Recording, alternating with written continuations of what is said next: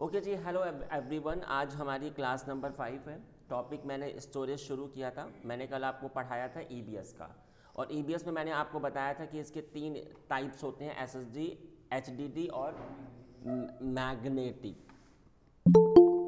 इसके बाद मैंने आपको पढ़ाया था कि आपके एसएसडी में आपका एसएसडी के 4 टाइप्स होते हैं, ये मैंने आपको बता दिया था। और मैंने आपको IO1 का फुल फॉर्म भी बता दिया था, प्रोविजन IOPS। प्रोविजनड IOPS मतलब इनपुट आउटपुट पर सेकेंड, है ना, ये इसका फुल फॉर्म था। ठीक है, तो फिर इसके बाद मैंने आपको बताया था types of HDD, hard disk drive. तो इसका मैंने आपको बताया था आपके 2 टाइप्स होंगे, एक होगा जी ST1 और एक होता है SC1। तो बात करूं ST1 की, तो ST1 को मैंने बताया था कि इसको बोलते हैं throughput optimize hard disk. Throughput optimize hard disk drive, है ना, ये हमारा इसका फुल फॉर्म होता है। सही है। और SC1 में भी मैंने देखा, मैंने बताया था कि ये इसको हमने क्या कहा, कोल्ड हार्ड डिस्क, है ना, कोल्ड हार्ड डिस्क ड्राइव। और इसके बाद मैंने आपसे कहा था टाइप्स ऑफ मैग्नेटिक, तो इसका कोई वो नहीं होता है मैग्नेटिक का। ठीक है, इसका कोई टाइप नहीं होता। चलो, अब आज पहले मैं आपको बता देता हूँ कि इनमें अंतर क्या होगा। यहाँ पर इनमें अंतर क्या होता है, तो बात करता हूँ कि इसमें सबसे पहले अगर आप GP2 में आते हैं तो इसका वॉल्यूम साइज़ की अगर मैं आपसे बात करूँ तो कम से कम ये आपका होना चाहिए 1 GB से 16 TB तक। 16 TB ये इतने तक सपोर्ट करता है कि कम से कम 1 GB होना चाहिए, और जी अधिकतम आपका ये 16 TB। इसमें एक आता है यहाँ पर, ये मैं लिख देता हूँ वॉल्यूम साइज़। ठीक है, ये हो गया आपका वॉल्यूम साइज़। इसके बाद आता है मैक्सिमम IOPS। देखो, IOPS का फुल फॉर्म होता है इनपुट आउटपुट पर सेकेंड। अगर मैं आपसे बात करूँ, एक आती है साटा हार्ड डिस्क, एक आती है पाटा हार्ड डिस्क, और एक आती है SSD हार्ड डिस्क।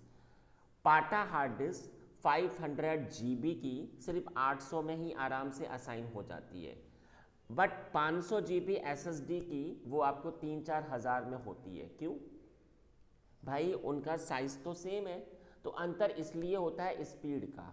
SSD की स्पीड फास्ट होती है, तो स्पीड जो हमारा होता है वो IOPS में होता है, इनपुट आउटपुट पर सेकेंड। 1 सेकेंड में कितना डेटा इनपुट हो रहा है और कितना आउटपुट हो रहा है, वही होता है आपका IOPS। तो इसमें जो IOPS होते हैं वो 16,000 होते हैं। ठीक है, 16,000। तो किसी भी हार्ड डिस्क की जो स्पीड होती है वो IOPS में हमेशा उसकी मेजर होती है। अंडरस्टैंड। चलो, अगला बता देता हूँ आपका मैक्सिमम थ्रूपुट। थ्रूपुट क्या चीज़ होती है? थ्रूपुट हमने आपको बताया कि 16,000 इनपुट आउटपुट पर सेकेंड। तो एक इनपुट या एक आउटपुट में कितना डेटा कैरी होगा, वो होता है 250 MB पर सेकेंड। ये इतना डेटा एक इनपुट या आउटपुट में कैरी करता है, ये आपका हो गया मैक्सिमम थ्रूपुट। ठीक है, और ये आपको 3 IOPS पर GB असाइन करता है, ये मैं अभी आपको बताऊंगा IOPS। ठीक है, ये 3 IOPS पर GB आपको असाइन करता है। ये तो उसकी थ्योरी की बात हो गई। अब मैं आता हूँ आपके GP3 में। तो GP3 का भी सेम सिनेरियो होगा। इसमें भी इसका साइज़ 1 GB से 16 TB तक हो सकता है, और ये 16,000, और ये आपका इसका 4 गुना बढ़ जाएगा, 1000। तो ये इतना, तो ये इससे 4 टाइम इंक्रीज़ हो गया। तो इसमें इसका डेटा बहुत ज़्यादा आपका प्रोसेस होगा, कम टाइम में अधिक प्रोसेस होगा, और ये आपको देता है 500 GB 500 IOPS पर GB। IO1 की अगर मैं आपसे बात करूं तो IO1 ने कहा कि कम से कम 4 GB का तो साइज़ होना चाहिए, 4 GB टू 16 TB। और ये इसका अब IOPS इससे 4 गुना बढ़ गया, इसकी स्पीड और ज़्यादा फास्ट। तो कितना हो गया जी, 64,000, और इसका थ्रूपुट हो गया 1000। और इसमें इसने कह रखा है कि मैं आपको 50 IOPS पर GB दूंगा। ठीक है, अब इसके बाद अगले पे आ जाते हैं जी IO2 पर। तो IO2 ने भी सेम कह रखा है कि मैं 4 GB से 60 इसमें सिर्फ आपका ये साइज़ इंक्रीज हो जाएगा, ये होता है 64 TB तक। IO2 में 64 TB, मैक्सिमम IOPS इसका भी 4 गुना मतलब 256 और ज़्यादा फास्ट हो गया, ठीक है। और इसमें ये 4000। तो आप देख सकते हो कि इधर तो स्पीड ठीक ठाक है, इधर स्पीड बहुत ज़्यादा फास्ट है, बहुत ज़्यादा आपका डेटा प्रोसेस होगा। और इसने कहा कि मैं आपको 1000 IOPS दूंगा, 1000 IOPS पर GB, ठीक है। ये जो भी मैंने आपको थ्योरी में पढ़ाया है सब प्रैक्टिकल में अभी आपको बताता हूँ मैं। चलो जी, इधर आ जाते हैं। और इधर मैं आपसे बात करूं SC1 और ST1 की, तो इसने क्या कहा, मैं कम से कम 125 GB तो होना ही चाहिए। ST1 की बात हो रही है, इसने कहा कि कम से कम 125 GB और जी 16 TB तक, बट इसमें स्पीड बहुत ज़्यादा कम होती है, सिर्फ 500, और इसका थ्रूपुट भी सिर्फ 500 ही होता है बस। और ये आपको इसमें IOPS कुछ नहीं होता, ये खुद आपको अपने आप से बताएगा, ठीक है। तो ये तो हो गई जी ST की बात हो गई। और SC1 की अगर मैं आपसे बात करूं, इधर थ्रूपुट ऑप्टिमाइज ये रहा, तो ST1 की अगर मैं आपसे बात करूं इधर, तो ST1 तो और भी कम हो गया, वंस ये चीज़ तो सेव है, लेकिन ये अब इसका आधा हो गया, मतलब स्पीड और ज़्यादा स्लो हो गई, और इसमें भी स्पीड आपकी स्लो हो गई 250, ठीक है। इधर स्पीड बहुत अच्छी थी, इधर स्पीड बहुत कम, और इसकी स्पीड तो इतनी कम है कि ये हम लोग मतलब वी कांट सी, इसकी स्पीड बहुत कम है। इसने कहा कि मैं 1 GB से सिर्फ 1 TB तक ही सपोर्ट करता हूँ, ठीक है। और इसकी स्पीड इतनी कम है कि हम इसको मैक्सिमम IOPS की बात करूं तो not applicable, we can't give, ये क्लाउड अपने आप से खुद देगा, और इसमें भी स्पीड इतनी कम है कि ये भी आपका नॉट एप्लीकेबल, स्पीड बहुत कम है। तो कुछ हाँ हाँ इसका यूज तो होता है अब, लेकिन बहुत कम होता है, तो आने वाले टाइम में क्लाउड उसको हटाएगा। अब इस टाइप से नहीं, जो आपकी पाटा हार्ड डिस्क थी उन पे बहुत साल पहले तक काम होता था, अब आज बहुत कम होता है, अब वो धीरे धीरे हट ही जाएगी। तो ये भी सेम सिनेरियो है। तो यहाँ पर मैंने ये बताया कि इनकी स्पीड क्या है, तो कल को जब आप प्रोजेक्ट में होगे तो आपको आपका डेटा प्रोसेसिंग स्पीड कितनी फास्ट होनी चाहिए, उसका साइज़ क्या होना चाहिए, तो इनको देखकर आप अपने हिसाब से अपनी हार्ड डिस्क को चूज़ कर सकते हो। अब सवाल आता है कि कैसे ये प्रैक्टिकल होगा, तो मैं प्रैक्टिकल पे आ जाता हूँ। मैं आ जाता हूँ EC2 पर, और मैं आ गया आपके वॉल्यूम पर। वॉल्यूम की अगर मैं आपसे बात करूं, इधर जाकर ये देख सकते हैं आप वॉल्यूम, कल ये मैंने आपको प्रैक्टिकल बताया था। तो वॉल्यूम की आज हम बात करते हैं। ये देखिए, सबसे पहले मैं आ जाता हूं आपका GP2 पे, तो आप GP2 पे देख सकते हो इसने क्या कहा, 1 GB और ये आपका 16 TB होता है, ठीक है, इतना ये सपोर्ट कर सकता है। अब इसने क्या कहा, मैं आपको 3 IOPS पर GB दूंगा, मैंने बताया था आपको 3 IOPS। तो अगर ये 100 है तो ये 300 आ गया IOPS। ऐसे ही अगर मैंने इधर अगर मैंने कहा जाके 50, तो ये 150 हो गया। मैंने अगर कहा 300 तो ये आपका 900। अंडरस्टैंड ना, ये चीज़ तो हमें अंडरस्टैंड हो रही है कि ये इसकी IOPS है कि इसका स्पीड कितना होगा, लेकिन सवाल आता है कि ये क्या चीज़ है, ये बहुत इम्पॉर्टेंट चीज़ है, ये इंटरव्यू में बहुत ज़्यादा पूछते हैं। अब इधर मैं आपको एक चीज़ बताता हूँ, ब्रस्टेबल वैल्यू। ब्रस्टेबल वैल्यू होता क्या है, पहले तो ज़रा मैं ये आपको बता देता हूँ। एक पिक्चर में आ जाते हैं जी MS पेंट में। आप एक बात समझिए, इधर आपने एक GP2 का स्टोरेज बनाया, एग्ज़ाम्पल आपने कहा कि ये मेरा होगा 500 GB का। तो आप सबको पता है कि 500 GB और इंटू 3 आपको 1500 IOPS असाइन होंगे, हाँ जी, ठीक है ना। ये IOPS आपको पर सेकंड असाइन होते हैं, इनपुट आउटपुट पर सेकंड। एक सेकंड में 1500। अब एक सेकंड हुआ, 1 सेकंड हुआ, आपको 1500 IOPS असाइन हो गए। बट आपका काम थोड़ा कम था तो सिर्फ 1000 IOPS का ही यूज़ हुआ और 500 IOPS आपके सेव हो गए। 500 IOPS आपके सेव हो गए, ठीक है। अगला सेकंड हुआ, सेकंड में आपको फिर से ये 1500 असाइन हुए, बट इस बार आपका काम सिर्फ 500 में ही हुआ और इस बार ये 1000 मेरे पास एक्स्ट्रा हो गए। थर्ड सेकंड हुआ, थर्ड सेकंड की अगर मैं आपसे बात करूं तो यहाँ पर एक second, someone want to join us, ठीक है। तो ये जो थर्ड सेकंड है आपका, इधर आपको फिर से ये 1500 IOPS असाइन हुए और अब की बार हमारा काम सिर्फ 300 ही हुआ, तो 1200 हमारे पास ये सेव हो गए। सवाल आता है कि जो हमारा चार्जेस हो रहा है, जो हमारा पेमेंट हो रहा है, वो 1500 IOPS के हिसाब से हो रहा है, बट हमारा तो इतने पे काम ही नहीं हो रहा है, हमारा तो ये इतना फालतू का है। तो जब हमारा इतने पे काम ही नहीं हो रहा है तो फिर मैं इसका एक्स्ट्रा चार्ज क्यों दूं?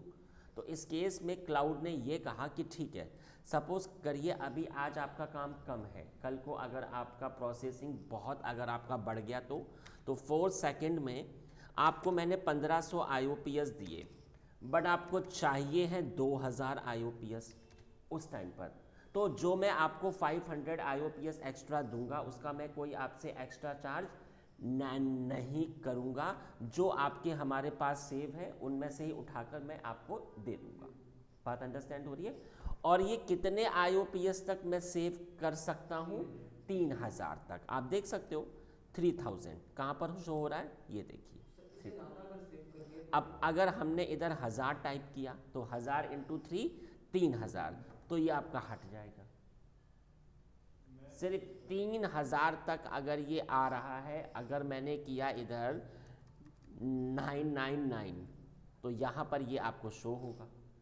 लेकिन अगर ये 3000 या उससे अगर आपका अधिक हुआ तब इस पर कोई काम नहीं होगा। तो ये इंटरव्यू में आपसे पूछ लेते हैं कि आपका ब्रस्टेबल वैल्यू क्या चीज़ होती है। अंडरस्टैंड? ठीक है, तो ये आपको मैंने बता दिया है और आप देख सकते हो कि सर कभी कभी ऐसा होता है कि हम नहीं कि अभी हमारे उतने IOPS पे काम उतना होता ही नहीं है, तो फिर जो भी एक्स्ट्रा IOPS हो रहे हैं वो आपके क्लाउड में सेव हो रहे हैं। कल को अगर हमें एक्स्ट्रा IOPS चाहिए होंगे तो ये उठाकर हमें इधर से दे देगा, वही होता है आपका ब्रस्टेबल वैल्यू। बात अंडरस्टैंड हुई? चलो अब मैं आता हूँ आपका GP3 पर। तो GP3 की अगर मैं आपसे बात करूँ तो आप देख सकते हो ये रहा आपका GP3, सेम 1 GB से 16 TB तक, सही है। और इसने क्या कहा, मैं आपको मैं इधर आपको इधर क्या कहते हैं इधर, हाँ, मैं आपको 500 IOPS दूंगा। तो अगर आपका 6 हुआ तो 6 इंटू 500 3000, सही है। अगर मैं 3001 भी करना चाहूँ तो ये नहीं होगा, इसने क्या कहा, नहीं 3000 तक ही होता है। लेकिन अगर हमारा 5 है और अगर तो फिर 5 के हिसाब से तो ये 2500 होगा। तो इसने क्या कहा कि नहीं, कम से कम 3000 तो होना ही चाहिए, इससे कम नहीं हो सकता। तो इधर इसको अगर मैंने 3000 किया, 3000, तो ये ऐसे एक्सेस हो रहा है, ठीक है ना। तो ये मैंने आपको बता दिया और ये रहा आपका थ्रूपुट। अभी हमने आपको बताया था कि कितना डेटा ये कैरी कर सकता है। अंडरस्टैंड ना? चलो, ये डेटा सर एक बार ये तो इनपुट या फिर आउटपुट में क्या? हाँ, मतलब कि जब आपका डेटा प्रोसेस होता है तो वो इनपुट आपका अंदर आता है और आउटपुट आपका बाहर जा रहा है। तो ये इतना MB डेटा एक इनपुट या एक आउटपुट में कैरी करता है। अगले पे आ जाते हैं जी IO1 पर। तो IO1 मैंने आपको पढ़ाया था कि कम से कम 4 GB और ये देखो 16 GB, ठीक है। और मैंने 5 GB, तो देखिए इसने मुझसे क्या कहा कि मैं आपको 100 IOPS दूंगा इसके हिसाब से। तो 100 और ये कम से कम 250 IOPS तो होने ही चाहिए, ठीक है। तो यहाँ पर बात होती है आपके 100 IOPS की, ठीक है। अब ये थोड़ा चेंज हो गया है क्या? मिनिमम 100 नहीं, अच्छा, हाँ हाँ, ये देखिए 50 तक है, वही चीज़ है। वही मैंने कहा कि ये चेंज हो गया है क्या, नहीं। तो देख सकते हो आप, ये 4 हो गया और ये 5 के हिसाब से ये हो गया आपका 250, सही है। और ये आपका कम से कम 100 तो होना ही चाहिए, इससे ज़्यादा नहीं। तो 251 भी अगर मैं करना चाहूँ तो आप खुद देखिए ये आपका नहीं होगा, ठीक है जी। तो ये इसके हिसाब से IOPS हो गया। IO2 पे आ जाता हूँ। तो IO1 पे एक बार जरा मैं आ गया हूँ इधर, या IO2 की अगर मैं आपसे बात करूं तो IO2 ने क्या कहा कि मैं आपको 1000 IOPS पर GB दूंगा। और तो यहाँ पे 5 के हिसाब से 5000 हो गया, 5000 एक नहीं हो सकता, ठीक है ना। तो यहाँ पर ये आपका इसके IOPS। अब SC1 और ST1 पे आऊँ तो इधर तो ये बहुत कम है, ये देखिए इधर ये 125 GB बताया था मैंने आपको, आप देख सकते हो इधर, है ना। ये देखो इसमें ये इसको अपने हिसाब से क्वालिफाई, ये अपने हिसाब से इसको दे देगा IOPS। और ये आपका एटलीस्ट 125 GB। और ये देखो MB, ये आपको 12 MB पर TB होता है, आधा MB वो आधा GB है, तो ये आपको 6 हो गया, ठीक है। ये हो गया आपका ब्रस्टेबल वैल्यू, अभी अभी जो कि मैंने आपको पढ़ाया था। अगला होता है जी ST1, तो ST1 भी आप देख सकते हो इधर। और ये रहा आपका मैग्नेटिक, ये इतना स्लो है कि आप देख सकते हो, not applicable, not applicable. Sir ये जिसमें मैं यूज़ करेंगे जितने पर्पज में, तो वो बहुत ही धीरे काम करेगा, बहुत स्लो काम होता है इसमें। तो आप एक बात समझ सकते हो, ये मैंने आपको EBS के टाइप बता दिए थे कल, और आज मैंने आपको ये बताया कि इनमें अंतर क्या होता है, किस आधार पर इस पे काम होता है। इतनी बात सबको अंडरस्टैंड हो गई। तो ये मैंने आपका EBS पार्ट ख़त्म किया। क्या बोल रहे हैं? हाँ, अच्छा अच्छा, वहाँ पर, हाँ जी। GP3 में जब आप आओगे तो देखिए यहाँ पर इसने क्या कहा था कि हमने आपसे क्या कहा था कि ये आपका इसके हिसाब से, ये देखिए ये आपका कम से कम इतना तो होना ही चाहिए 500 के हिसाब से, और ये अधिक से अधिक आपका इतना हो सकता है, ये 16,000। तो ये 16,000 तक कब तक होगा जाकर, तो ये देखिए आपका यहाँ पर ये 16,000 की अगर मैं आपसे बात करूँ तो ये 16,000 तब होगा, सबसे पहले तो जो आपका GP3 है ये आपका, ये देखिए यहाँ पर इसने क्या कहा कि 500 GB तक मैं आपको 1 GB पर 500 GB होगा, ठीक है। तो इधर मैंने अगर टाइप किया 32, तो 32 पर ये आपके 16,000 तक हो सकते हैं, 16,000, ये देखो 32 × 500 आपका 16,000 होता है। तब इधर आपका जो IOPS है वो आपका, हमने आपको कितना बताया था, IOPS आपका इधर 1000 तक हो सकता है ना। तो देखो ना, इसने कहा ना कि 1000 MB तक, ठीक है ना। इस यूज़ का एक एग्जांपल देना, कोई एक एग्जांपल इसके यूज़ का। एग्जाम्पल का यही होगा कि अगर आपको बहुत फास्टली काम करना है, कल को आप एक कंपनी में हो, आपके पास एक प्रोजेक्ट आया, और प्रोजेक्ट में आप चाहते हो कि आपका डेटा बहुत फास्टली सेव हो, जो आपका सिस्टम होता है अगर उसमें SSD हार्ड डिस्क अगर अटैच होती है तो आपका काम बहुत फास्ट होता है, साटा होती है तो आपका थोड़ा सा कम फास्ट होता है, पाटा होता है तो और ज़्यादा स्लो हो जाता है। सेम सिनेरियो इधर भी है, ठीक है। चलो जी, ये मैंने आपको बता दिया कि आपका EBS पे कैसे वर्क होता है, ये सब प्रैक्टिकल भी मैंने कल आपको पढ़ा दिए थे। अब जो मैं अगला टाइप आपको EBS का पढ़ाने जा रहा हूँ, हाँ जी, एनी डाउट? हेलो, हाँ जी बताइए, आज आप आए नहीं? हेलो, हाँ जी, प्लीज़ आस्क मी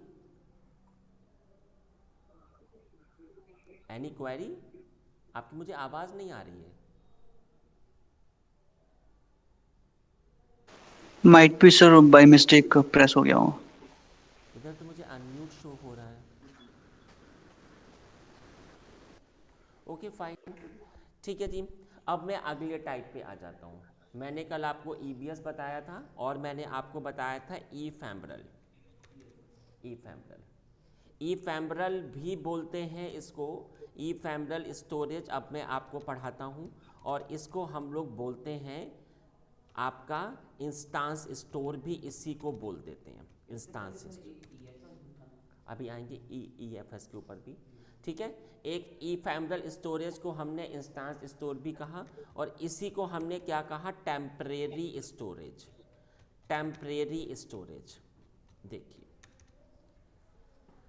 सबसे बड़ी बात होती है कि ईफेमरल का कोई चार्जेस नहीं होता है, ये AWS क्लाउड ने आपको फ्री में दे रखा है। इसका कितना भी साइज हो जाए, TB में PB में, सब आपका फ्री है, ठीक है। तो मैं लिख देता हूँ इट इज़ फ्री, ठीक है, इसका कोई चार्जेस नहीं होता है।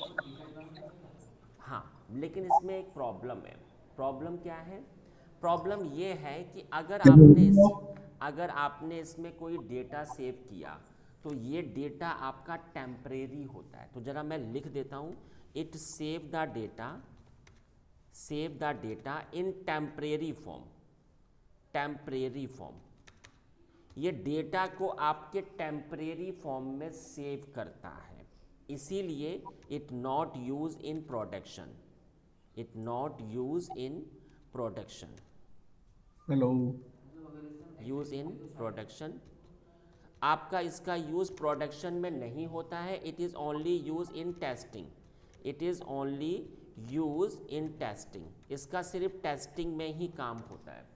अगर आप एक ऑफिस में हो, आपका कुछ, अगर आपका कोई एप्लीकेशन है, कोई सॉफ्टवेयर है, आपके इंजीनियर को टेस्ट करना है, तो आप उसको ये वाला दे दो और वो इसको टेस्ट कर लेगा। तो पहले आप एक बात समझिए, अगर आपका इंस्टांस सिर्फ रीस्टार्ट होता है तो आपका डेटा अभी भी सेव होगा, डेटा आपका सेव होगा। लेकिन अगर आपने इंस्टांस को स्टॉप किया और स्टॉप करके अगर आपने इसको स्टार्ट किया तो आपका डेटा पूरा डिलीट हो जाएगा। इसीलिए हम इसे कभी भी कंपनी में प्रोडक्शन एनवायरनमेंट पे इसका यूज़ नहीं होता है, इसका यूज़ हमेशा टेस्टिंग हेलो पर्पस में होता है। हेलो, हेलो, हाँ जी, या ओके। आपकी मुझे अब आवाज़ आई है, हाँ जी बताइए। तो आई वाज आस्किंग कि मैग्नेटिक वाले का बेस्ट केस क्या होता है, यूज केस क्या है उसका? इसका यूज़ तब आपका होता है, हाँ जी मैं आपको बता देता हूँ कि आप जब मैंने आपको पढ़ाया कि जब आपकी इसकी स्पीड बहुत ज़्यादा स्लो है तो फिर इसका यूज़ कहाँ पर होगा। कभी कभी ऐसा होता है कि हमारा ऐसा डेटा होता है जो हमें सिर्फ उसको सेव करना है, सिर्फ सेव करना है उसको, हमें एक्सिस वैक्सिस हमारा बहुत कम होता है। हम ये चाहते हैं कि हमारा डेटा सिर्फ ओनली स्टोर हो जाए बस, तो इसका चार्जेस भी कम होता है। तो अगर आपने अपना डेटा इसमें सेव किया तो आपके चार्जेस कम आएंगे इन द कंपेयर ऑफ आपका IO1 IO2, है ना। तो इस केस में इसका यूज़ होता है बस, ठीक है। ओके। ओके, अब इधर मैं आपको ये प्रैक्टिकल दिखाता हूँ कि जब कल को कंपनी में आप अपने एक क्लाउड इंजीनियर हो, कोई भी कोडर आपके पास आया कि भाई ये हमारी ना एक न्यू एप्लीकेशन है, इसको मुझे टेस्ट करना है। तो अगर आपने उसे EBS स्टोरेज की इंस्टांस दी तो फिर आपका पेमेंट भी एक्स्ट्रा आ जाएगा, आपके चार्जेस भी एक्स्ट्रा आ जाएंगे। लेकिन जब ईफेमरल स्टोरेज आप चाहे कितना भी दे दो, उससे आपने कहा कि ठीक है जब आपका काम हो जाए तो आप इसको हटा देना जाके, तो एटलीस्ट इसके तो पैसे आपके सेव हो जाएंगे ना, इसीलिए इस पे वर्क होता है। तो सवाल आता है कि ईफेमरल स्टोरेज पे कैसे काम होता है। तो सबसे पहले आप इधर आ जाइए, मैं इंस्टांस पे आया और इंस्टांस पे आने के बाद में इधर मैंने एक अपनी न्यू इंस्टांस को चूज़ किया, ठीक है। मैंने कहा कि इसका होगा नाम टेस्ट। आपने विंडो इंस्टांस को ही चूज़ किया, एज यू विश, आप चाहे तो इस पर भी आ जाओ, कोई फ़र्क नहीं पड़ता। अब लेकिन सवाल आता है इधर एक चीज़ होती है इंस्टांस टाइप, हार्डवेयर का टाइप क्या है। आप इधर आइए कंपेयर इंस्टांस टाइप पे, तो वो मैंने आपको ये पहले भी बताया था कि स्टोरेज में ये जो स्टोरेज है वो इसकी हार्ड डिस्क की है। अगर ये ऐसे आपका शो हो रहा है तो ये आपका EBS है, लेकिन ज़रा आप हल्का सा ऐसे आ जाओ, ये जो आपको शो हो रहा है ये आपका होता है ई फैम्ब्रल, ई फैम्ब्रल। सर एचडीडी और एसडीडी दोनों ही फैमिली। हाँ, तो ये ई फैम्ब्रल में इसमें आपकी स्पीड अधिक होगी और इसमें स्पीड थोड़ी कम कम होगी, लेकिन ये है आपके ई फैम्ब्रल। चलो मैंने इसको चूज़ किया, ठीक है, कम हार्डवेयर, और आप देख सकते हो कि इतना ये सब आपका फ्री है। अब आप एक बात आपको क्लियर कट पता होनी चाहिए, जब मैं इंस्टांस क्रिएट कर रहा हूँ तो इंस्टांस में अब 2 हार्ड डिस्क अटैच होंगी।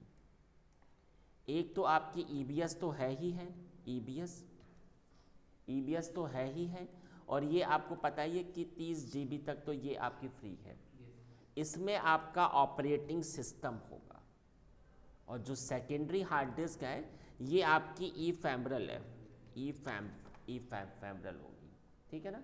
तो आप एक बात समझो, अगर आपने इसके अंदर कोई डेटा सेव किया और अगर आपने इसके अंदर भी कोई डेटा सेव किया, अगर आपने इंस्टांस को रीस्टार्ट किया तो डेटा इसमें भी सेव होगा और इसमें भी सेव होगा, लेकिन अगर आपने इंस्टांस को स्टॉप करके स्टार्ट किया तो फिर आपका डेटा इसमें तो सेव रहेगा, इसमें से आपका डिलीट हो जाएगा। मैं अभी आपको प्रूफ दिखा देता हूँ।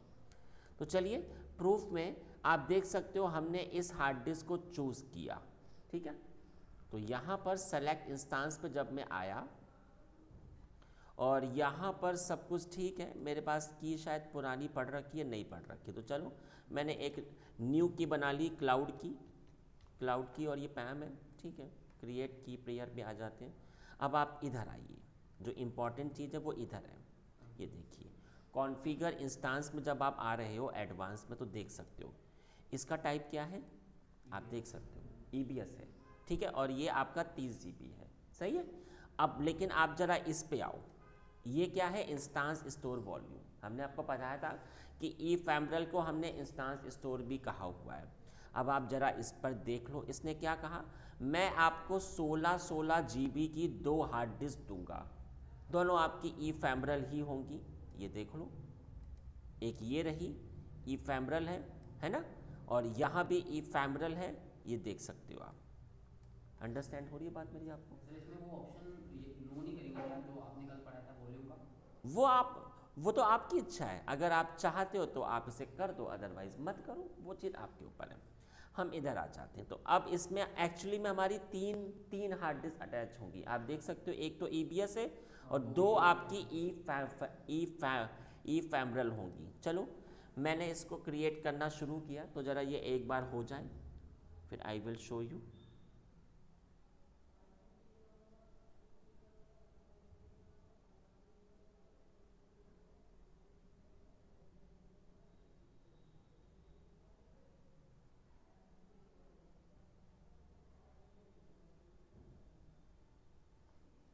ठीक है, ज़रा ये इधर एक बार अभी आपका स्टार्ट हो जाए।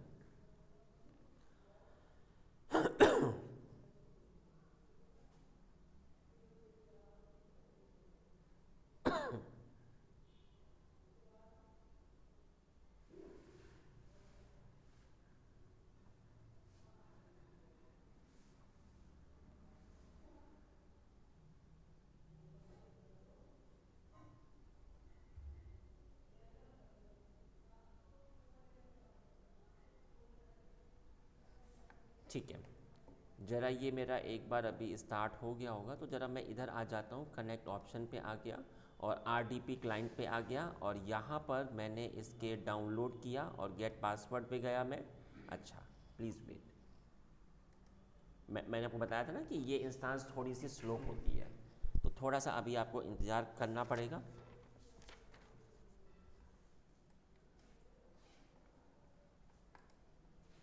अब हो गया, ठीक है। आप देख सकते हो इधर मैंने क्लाउड की को डिक्रिप्ट किया और इसमें ये रहा मेरा पासवर्ड, और इस बार मैंने इसको एक्सेस किया और आप देख सकते हो इधर, ये देखिए कनेक्ट ऑप्शन पे आ जाइए, आप यहाँ पे आ जाते हैं।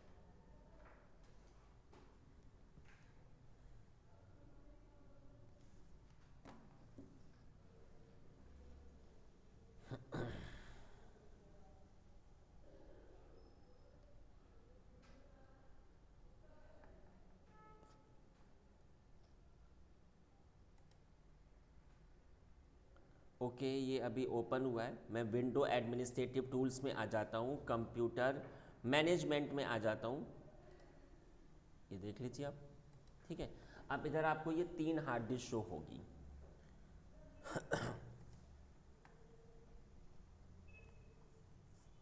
अभी तो सिर्फ आपको एक ही पार्टीशन शो हो रहा होगा, सी ड्राइव।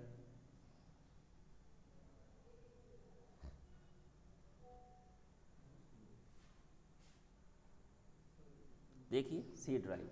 अब आप इधर देखिए, अब आपकी कितनी हार्ड डिस्क है आप देख सकते हो। ये आपका EBS था और ये आपकी रही ई फैमरल।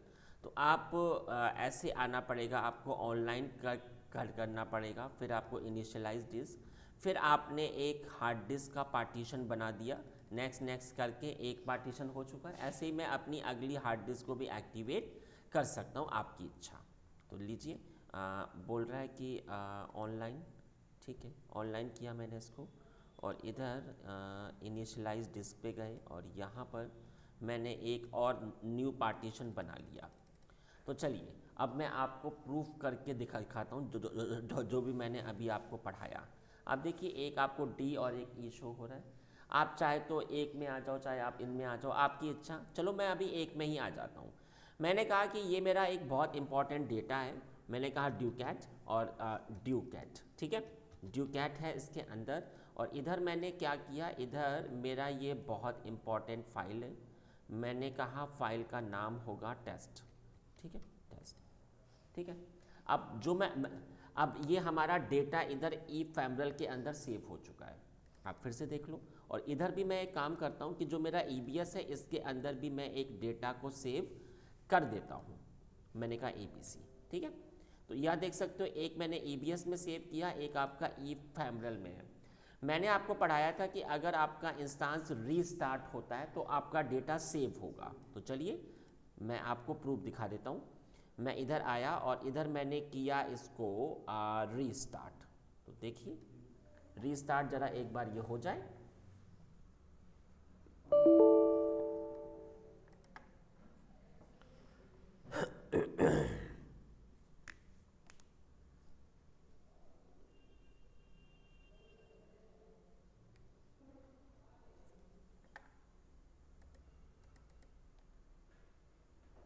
तो रीस्टार्ट होने पे डेटा आपका अभी भी सेफ होगा। फिर EBS का होगा ना, EBS का होगा नहीं, उसका भी होगा। हाँ, अभी तो आपका सिर्फ रीस्टार्ट ही तो हुआ। चलिए अगेन ट्राई, मैं फिर से आ जाता हूँ और इधर मैंने रीस्टार्ट करने के बाद अगर एग्जिट करते हैं तो फिर क्या, रीस्टार्ट करने के बाद अगर एग्जिट करेंगे, एग्जिट मतलब, आपने बताया कि अगर एग्जिट कर देंगे तो फिर वो डेटा सेव नहीं रहेगा। एग्जिट मतलब क्या, स्टॉप करेंगे जब करेंगे स्टॉप चीज़ अलग होती है। अभी तो मैंने सिर्फ आपका ये रीस्टार्ट किया। चलिए मैं आपको प्रूफ दिखा देता हूँ गाइज, ये देखिए ज़रा। और यहाँ पर मैं कनेक्ट ऑप्शन पे आ रहा हूँ। अब आप देख सकते हैं इधर आने के बाद में कि आपका इधर डेटा अभी भी सेफ होगा।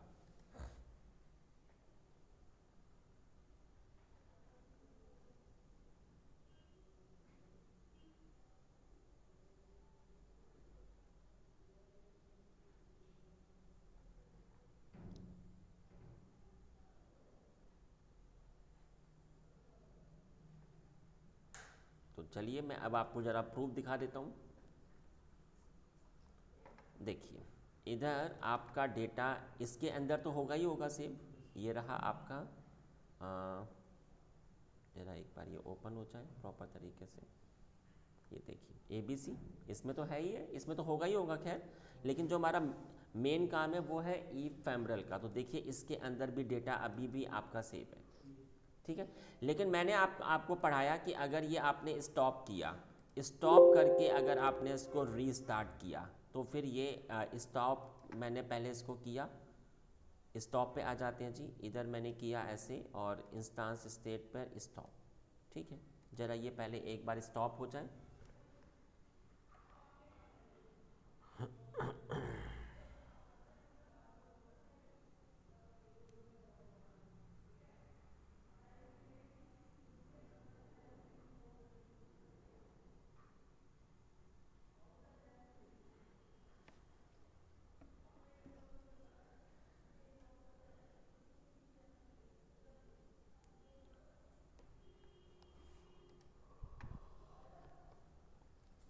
तो स्टॉपिंग अभी हो रहा है।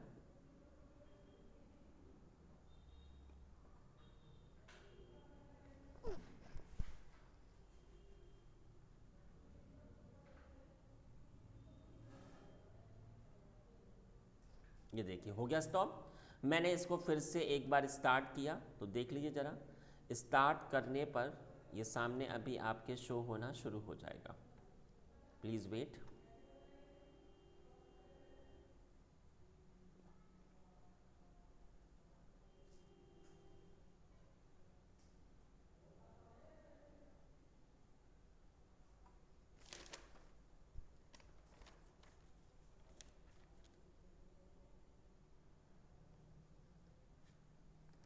Okay, again try.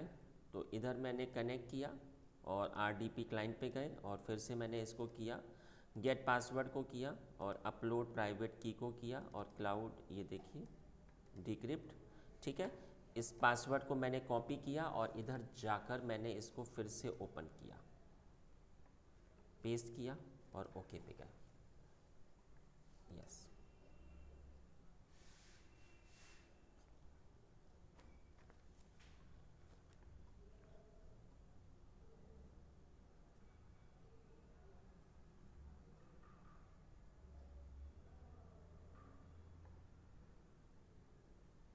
चलिए अब मैं आपको प्रूफ दिखाता हूँ। मैंने जो आपको पढ़ाया था, एक मिनट ज़रा मैं इधर भी आ जाता हूँ पहले ज़रा।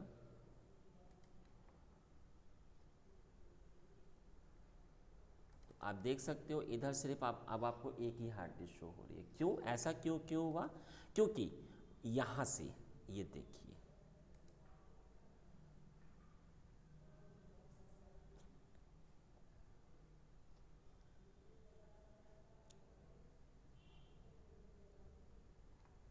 देख लीजिए ये फिर से अपने पुराने ऑप्शन पर ही आ गया है, आपको इसे फिर से बनाना पड़ेगा।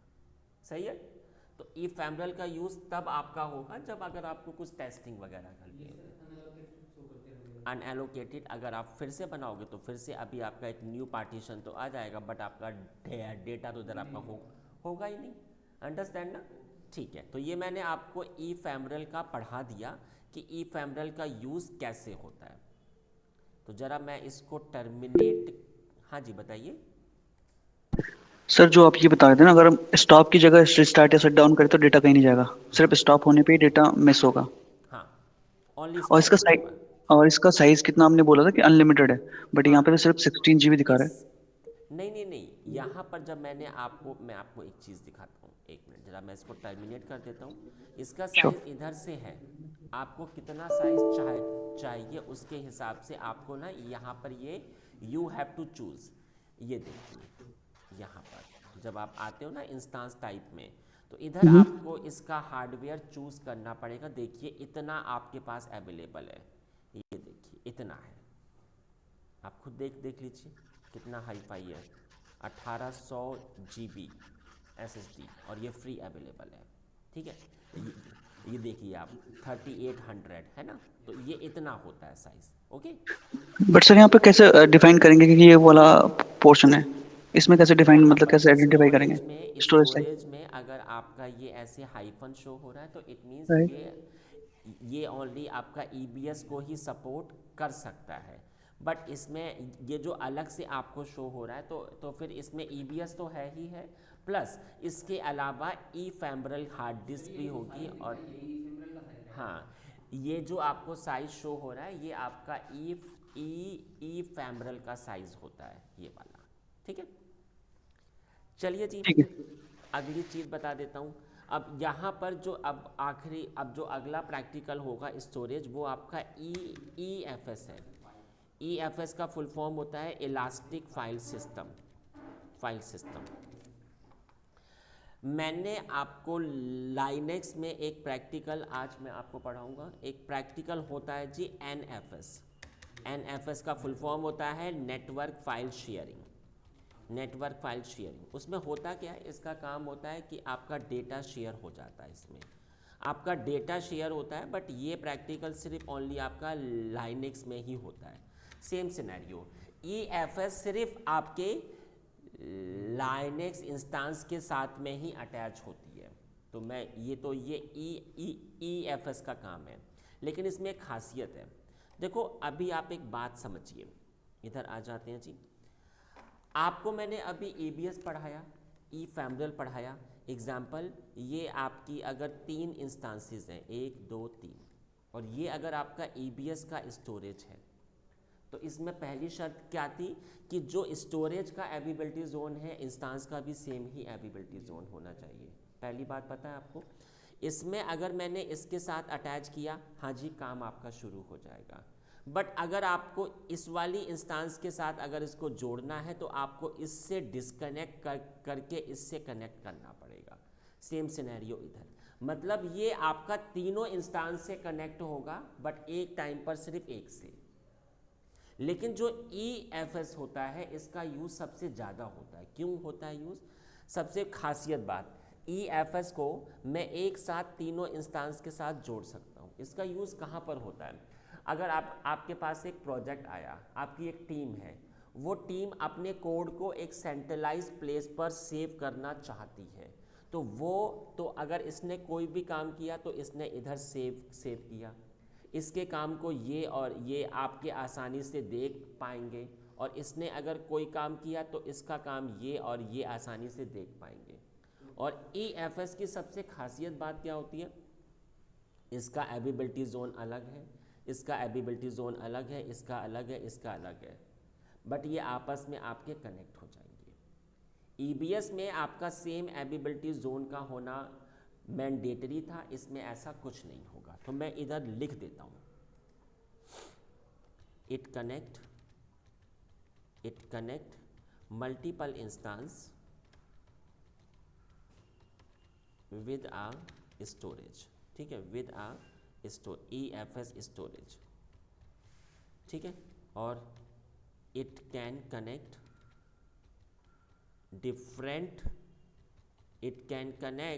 डिफरेंट एबिलिटी जोन, ठीक है, ये इसकी खासियत होती है, ठीक है।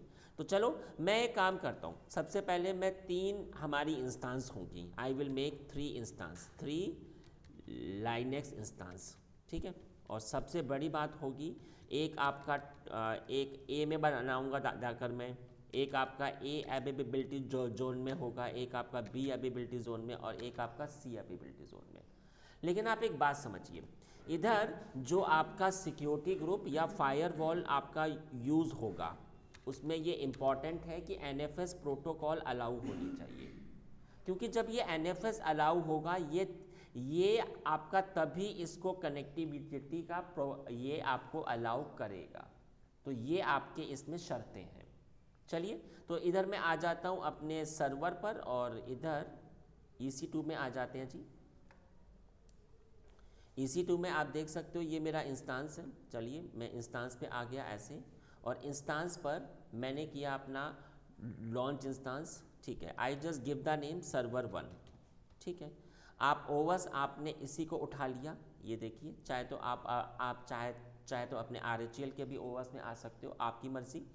यहाँ पर मैंने इसको T2 हार्डवेयर ही चूज़ किया कि हमारे पास पहले से है, ये रही। और इसके बाद जो मैंने चूज़ करना है, मैंने कहा ये मेरा 2A एबिलिटी जोन, ये है आपका 1A एबिलिटी जोन, ठीक है। और मैंने आपको बताया था कि आपका सिक्योरिटी ग्रुप में NFS अलाउड होना चाहिए, ये आपका मैंडेटरी है।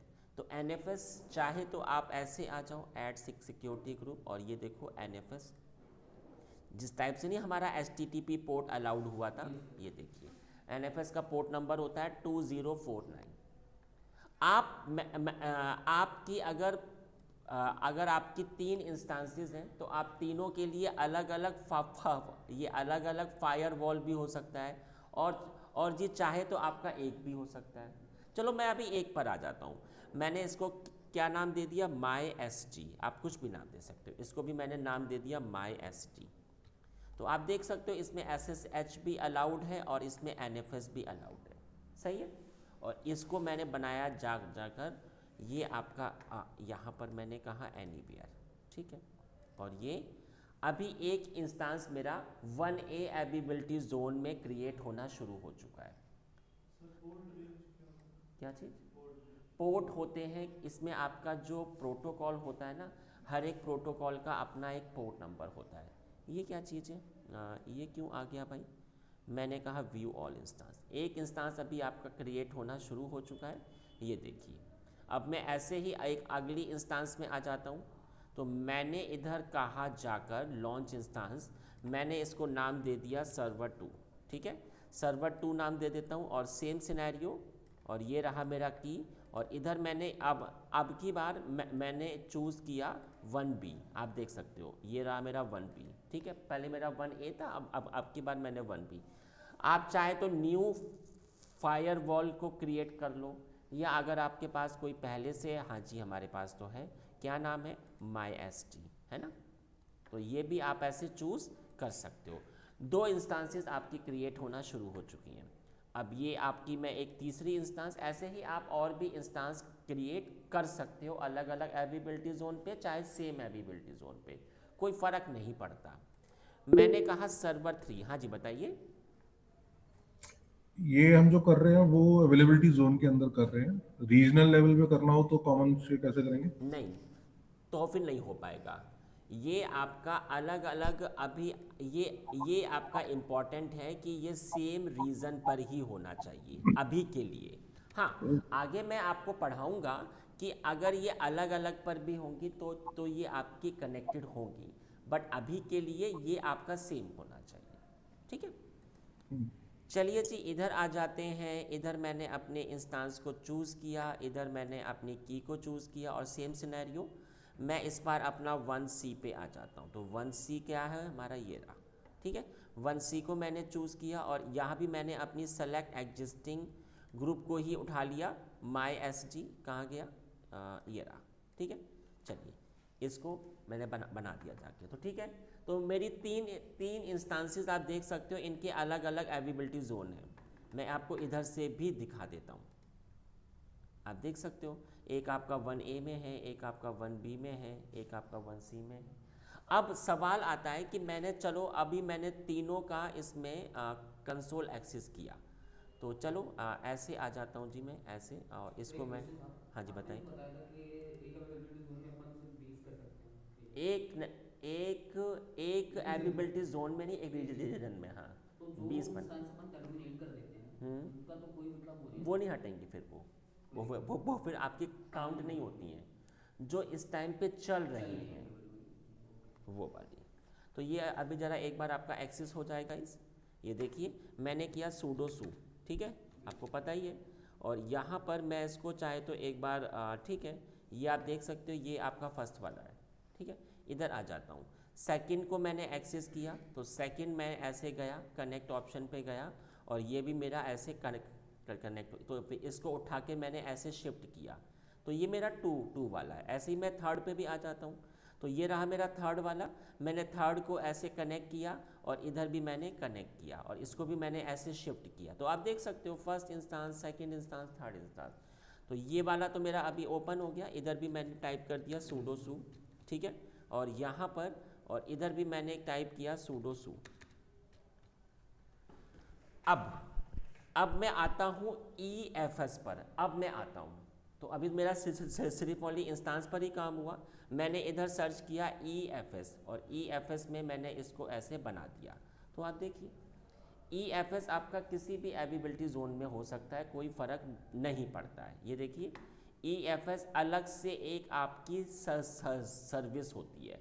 आप क्रिएट फाइल सिस्टम पे आ जाइए, बताइए क्या नाम होगा। हमने कहा MyEFS, ठीक है, और आप सिंपल आइए कस्टमाइज ऑप्शन पे। अब यहाँ पर देखो इसने क्या कहा, अगर ये आपका रीजनल है तो मैं अलग अलग एविबिलिटी जोन को आपस में जोड़ूंगा। अगर आपकी इंस्टांस अलग अलग एविबिलिटी जोन में है तो हाँ जी मैं उनसे कनेक्ट हो जाऊंगा। लेकिन अगर आपने चूज़ किया 1 जोन, और अगर आपने इधर चूज़ किया 1A या 1B, तो 1A में अगर 5 इंस्टांसेस हैं 1A में, तो मैं सिर्फ 1A से ही कनेक्ट होऊंगा। अगर आपके 1B में अगर कोई भी इंस्टांस होगी तो मैं उससे कनेक्ट होऊंगा ही नहीं। अंडरस्टैंड ना? अलग अलग हो सकता है। नहीं, अलग अलग नहीं, अगर आपका सेम ही एबिलिटी जोन में हुआ। तो इधर मैंने किया ये वाला कि जी कि जी हमारी इंस्टेंस तो अभी कहीं पर भी हो सकती है, अभी आप सबसे कनेक्ट हो जाओ। इनको मैं अभी, ये थोड़ा सा एडवांस है, इसको मैं अभी आगे बताऊंगा, अभी आप सिर्फ इस पर आ जाओ। मैंने किया इसको नेक्स्ट। अब ये देखो, इसने अब कहा कि ठीक है मुझे बताइए आपका कौन कौन सा एबिलिटी जोन है, आप किस किस से कनेक्ट होगे। आप चाहे तो सारे सेलेक्ट कर लो, आप देख सकते हो ABCDE, लेकिन हमने कहा कि हमारी इंस्टेंस तो ओनली ABC में ही है, तो आप इसको D को हटा दीजिए और E को हटा दीजिए और ये F को, आपकी इच्छा है, ठीक है। लेकिन आप एक बात समझो, इसमें जो आपका फायर वॉल यूज़ होगा ये आपका इम्पॉर्टेंट है कि उसमें भी NFS अलाउड होना चाहिए। तो यहाँ पर हमारे पास एक पुराना तो है ही SG, क्या नाम था, MySG। ये देखो आप इस वाले को चूज़ करना, क्योंकि इसमें NFS अलाउड है, मैंने इसलिए इसको चूज़ किया। ये देखिए, ठीक है। तो ये आपका इम्पॉर्टेंट चीज़ है, इंस्टेंस में भी NFS अलाउड होना चाहिए और EFS में भी NFS अलाउड होना ये चाहिए। सर जो अलग से अभी उसमें वो दिखा रहा था 1E 1F वगैरह, ये क्यों ऐड कर रहा था इसमें? क्या चीज़? ये जो अपना यूएस इसका बता रहा था ना, अभी ऑप्शन अलग से दिया 1ABC के अलावा भी दे दिया था, ये जिसको आपने रिमूव किया सबसे फर्स्ट। क्योंकि आपके इसमें आपके 6 एबिलिटी जोन है, इसमें ये 6 है, आप यहाँ पे देख सकते हो, ये इसीलिए, ठीक है ना, बात अंडरस्टैंड हुई। तो मैंने IP एड्रेस का कुछ रोल रहता है क्या है? हाँ? ये IP एड्रेस का कोई रोल रहता है इधर? नहीं, IP एड्रेस का ये है कि ये अगर आप चाहो तो कोई स्पेसिफिक इंस्टेंस का IP अगर आपने दिया तो ये बस ओनली उसी से ही अटैच होगा और उसे नहीं होगा, आप ऐसा भी फिक्स कर सकते हो, ठीक है जी। तो इधर मैंने अभी कुछ नहीं किया, सिंपल आके ऐसे नेक्स्ट किया और ये देखो EFS अभी आपका क्रिएट हो गया। सबसे अच्छी बात होती है कि EFS स्टार्टिंग में होता है आपका 0। EBS में एक कमी थी, EBS में अगर आपने 10 GB का EBS क्रिएट किया और आपका काम हो रहा है ओनली 5 GB पे, तो आपका जो चार्जेस आएगा वो 10 GB के हिसाब से ही आएगा। इसमें क्या है, स्टार्टिंग में साइज़ होता है आपका 6 KB।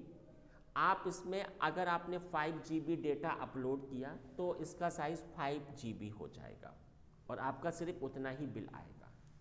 चलो सवाल आता है कि इस EFS को मैं अपनी इंस्टेंस के साथ कैसे जोड़ सकता हूँ। तो आप एक बात समझिए, आप इधर आए, इसके अंदर आप अटैच ऑप्शन पे आओ। आपके पास 2 तरीके हैं अपनी इंस्टेंस से कनेक्ट होने के, एक तो आपका DNS से और एक आपका IP से। तो चलो पहले मैं आपको DNS से पढ़ा देता हूँ। अगर तो ये आपने ऐसे कॉपी किया ये वाली कमांड को और ये रही आपकी पहली।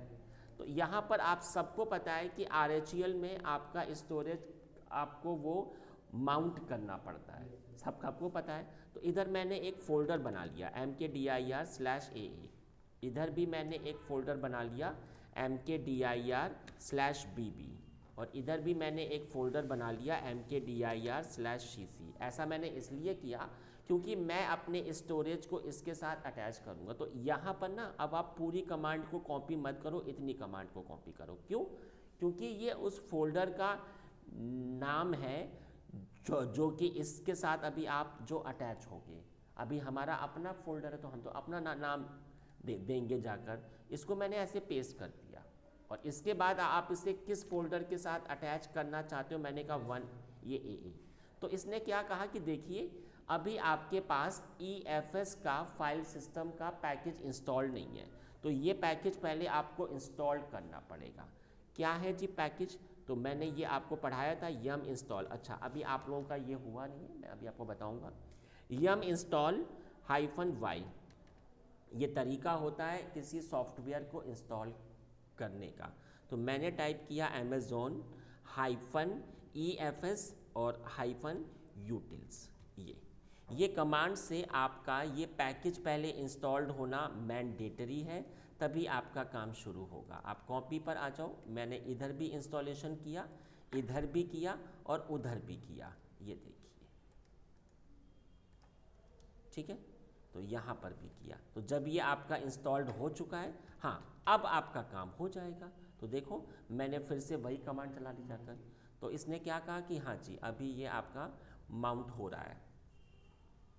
प्लीज़ वेट, ये देखिए ये आपका हो गया माउंट। कैसे शो होगा? DF स्पेस -H से। तो आप देख सकते हो आपका जो EFS है उसका साइज 8 एक्साबाइट तक हो सकता है। अभी तो उसका साइज आपका 0 है, बट आप इसको यूज़ 8 एक्साबाइट तक कर सकते हो, और ये बहुत ज़्यादा होता है। चलो मैंने क्या किया, मैं AA के अंदर आया और ये मेरा एक कोई फाइल है टच, हमने कहा test1। तो हमने आपसे ये बताया था कि जो भी इसने काम किया वो इनको भी शो होगा, इसका काम इसको शो होगा। तो इधर मैंने क्या किया, ये तो मैंने अभी आपको पढ़ा दिया DNS से, अब मैं आपको IP से भी पढ़ा देता हूँ। इससे तो काम आपका हो ही रहा है, इससे तो आपको अंडरस्टैंड हुआ। लेकिन आप एक बात समझो, IP ये वाला आपका एबिलिटी जोन के हिसाब से चेंज होगा। ये देखिए आखिरी में अभी आपका 236 है, आप ऐसे जाओगे, देखो अभी ये चेंज हो गया, ऐसे जाओगे तो ये चेंज। तो सबसे पहले आपकी जो इंस्टांस है वो किस एबिलिटी जोन में, तो हमने कहा ये हमारी होगी 1B में। 1B में है, आपने इतने पार्ट को ऐसे कॉपी किया क्योंकि ये वाला तो आपका फोल्डर है, तो आप ऐसे आ जाओ, इसको मैंने पेस्ट किया, किस फोल्डर के साथ अटैच होगा, हमने कहा BB के साथ। तो देख लीजिए BB के साथ अब ये अटैच हो चुका है, तो DF स्पेस -H। तो मैंने आपको पढ़ाया था कि उसमें उसका डेटा तो है ही, ये देखिए आ रहा है ना, उसका डेटा मुझे इधर शो हो रहा है। मैंने भी एक काम किया, test2 बना देता हूँ, अब इसका डेटा मुझे इधर भी शो होगा। तो अब आपकी इच्छा, आप ये कैसे पता चलेगा कि ये उसका डेटा? ये ऐसे नहीं मालूम पड़ेगा, ऐसे मालूम पड़ेगा जब आप ऐसे चलाओगे ना LL1 कमांड, तो यहाँ पर आपको नहीं, ऐसे नहीं शो होगा। आप ऐसे नहीं कर सकते हो कि कौन सा डेटा है। हाँ, अगर आपके अलग अलग अकाउंट है तो आपको शो हो जाएगा। अब आप एक बात समझो, EFS को चाहे तो आप अपने DNS के साथ जोड़ लो, चाहे आप अपना IP से जोड़ लो, आपकी इच्छा। चलो इस बार मैं इसमें आ जाता हूँ, तो इसका IP भी चेंज हो गया होगा, इसको भी मैंने कॉपी किया और इसको मैंने अपने C फोल्डर के साथ जोड़ लिया। तो देख लीजिए अटैच हुआ। अब मुझे प्रूफ दिखा दीजिए कि क्या उधर आपका डेटा सेव हो रहा है, तो देख सकते हो आप CC में भी आपको ये test1 test2, तो उसका डेटा हर जगह से आपको शो हो जाएगा। तो गाइज़ ये मैंने आपको EFS भी पढ़ा दिया, इंडस्ट्री में इसका यूज़ ऐसे होता है। ठीक है, तो आज मैं इतना ही पढ़ाता हूँ, कल फिर मैं इसके आगे आपको पढ़ाऊँगा। ठीक है, तो आज की क्लास हमारी इतनी ही होगी। ओके जी, ओके, बाय बाय एवरीवन।